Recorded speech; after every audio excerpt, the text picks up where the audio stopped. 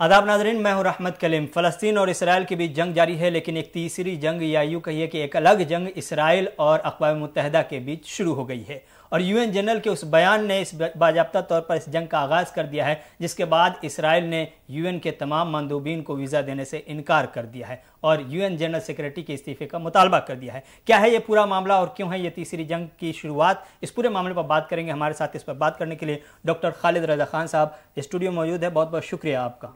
सवाल ये है कि यूएन जनरल सेक्रेटरी ने कहा कि हमास ने हवा में यानी खला में हमला नहीं किया, 59 सालों से कब्जा करके उनको कैदोबंद की ज़िंदगी गुजारने पर मजबूर किया गया है, ये फ़लस्तीनियों के हवाले से उन्होंने कहा। ये सवाल है कि जहाँ पर हमला इसराइल के अंदर जा कर के हमास ने किया था वो अस्कलान मकबूजा इलाका है, वो ज़मीन है फ़लस्तीनियों की। फ़लस्तीनियों ने अपनी ज़मीन को खाली कराने के लिए हमला किया, तो ये दहशतगर्दी कैसे? दूसरा सवाल इसी से ये जुड़ा हुआ ये है कि ये इसराइल आज सीधे तौर पर यूएन जनरल सेक्रेटरी को रिज़ाइन करने के लिए या यूएन के किसी भी रिप्रेजेंटेटिव को जो वीज़ा होता है वो न जारी करने या फिर पूरी तरह से यूएन के बाइकाट का ऐलान करता है, इतनी हिम्मत कहाँ से मिल रही है? ये तो पहले माजी में भी होता रहा, ये पहले भी हुआ है कि इसराइल ने यूएन के रेजोल्यूशंस को, यूएन के जो फैसले रहे हैं उनकी धज्जियां उड़ाई हैं और उनको दरकिनार करके वही किया है जो वो चाहता रहा है हमेशा।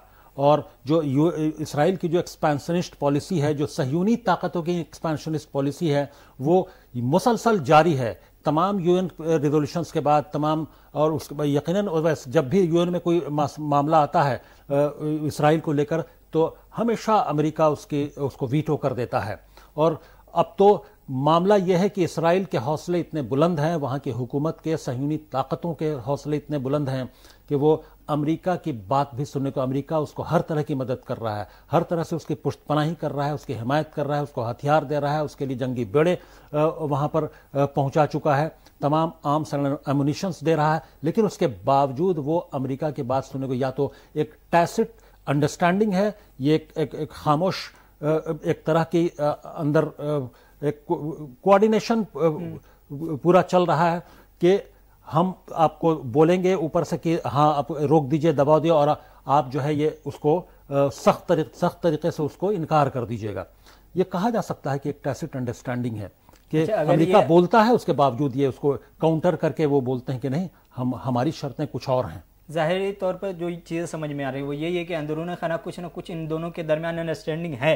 ये वजह कि पिछले दिनों खबर आई थी कि अमेरिका दबाव बना रहा था कि अभी वो ज़मीनी कार्रवाई इसराइल थोड़ी देर के लिए ताख़िर कर दे, डिले कर दे, ताकि जो यरगमालियों को निकालने का रास्ता हो या बातचीत जो चल रही है वो कामयाब हो सके। लेकिन बीच में खबर यह है कि इसराइल ने मना कर दिया है, और इसराइल ने मना इसलिए किया कि अमेरिका इसमें सबसे ज़्यादा दिलचस्पी ले रहा है। और जो इसराइली सिक्योरिटी ज़राए हैं वहाँ से खबर ये मिली कि अमेरिका बगैर पूछे हुए, जब जंग शुरू हुई, बगैर पूछे हुए वारशिप भेज देता है, हथियारों का ऐलान कर देता है, एड का ऐलान कर देता है, जबकि इसने अब तब तक के कोई डिमांड भी नहीं किया था, अपील भी नहीं की थी, दरख्वास्त भी नहीं की थी। अमेरिका को इतनी खासी दिलचस्पी इसमें क्यों है? क्या वो हथियार बेचने की और जंग कराने की जो पॉलिसी वही पॉलिसी है, इसके अलावा भी कुछ है, यो सहयूनी या यहूदी कनेक्शन वगैरह इस तरह की चीज़? नहीं, हथियार बेचना तो एक तो है ही अमेरिका का कि हथियार, लेकिन सबसे ज्यादा उस पर जो वो वहाँ जो ज़ायनिस्ट लॉबी है वो उसका ज़बरदस्त प्रेशर रहता है। वो कई तरह के तमाम जो की इदारे हैं,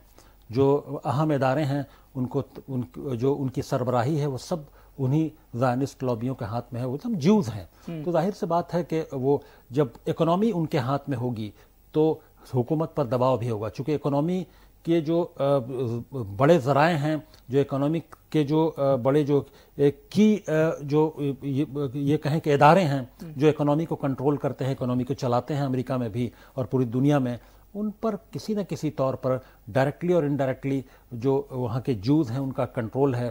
तो ये हुकूमत पर एक नेचुरली एक प्रेशर क्रिएट करता है, जिसकी वजह से कि इससे पहले कि वो कुछ ये एडवर्स फैसला लें, कुछ और अलग तरह के फैसले लें, अमेरिका की हुकूमत खुद से ऐसे फैसले ले लेती है कि वो इसराइल की हिमायत में खड़ी हो जाती है। इसराइल फ़लस्तीन के मसले में एक्शन लेता हुआ सिर्फ इसराइल नज़र आ रहा है। यूएन से लेकर के यूएनएससी तक हर कोई, या फिर आलमी जो सरबराहान लीडरान है या मुस्लिम बेल्ट है, पूरा सबके सब बयानबाजी करता है। आज यूएन जनरल का जो बयान है जिस पे इसराइल से तनाज़ा चल रहा है, क्या ये सिर्फ बयान ही तक है या इस बयान के आगे कुछ गर्मी? यूएन जैसा इदारा तो बहुत पहले इररिलेवेंट हो चुका है। ये तो सिर्फ एक पूरे साल में एक हनीमून के लिए तमाम लीडर जाते हैं। ये मेरी राय है अपनी ज़ाती, कि वो सब मिलते हैं एक रस्मी तौर पर वहाँ के फैसले कुछ लागू होते हैं, कुछ नहीं होते हैं। दुनिया में करना जिसको हो, जिन ममालिक को जो करना है वही वो करता है। अमेरिका को जो करना है, इन्वायरमेंट पे बहुत सारे मामले डिसीजंस होते हैं,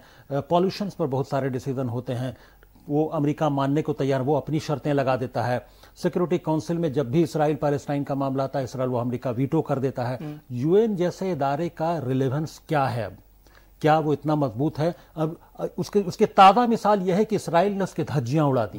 इसराइल ने उसको ऐसे दरकिनार किया जैसे वो उसका वजूद ही नहीं है। उसने सीधे वहाँ के जो यूएनओ के जो ऑफिशियल्स हैं, वो जो यूएन के जो टॉप जो फंक्शनरीज हैं, उनको वीज़ा देने से मना कर दिया कि आपको यहाँ आने की इजाज़त नहीं है।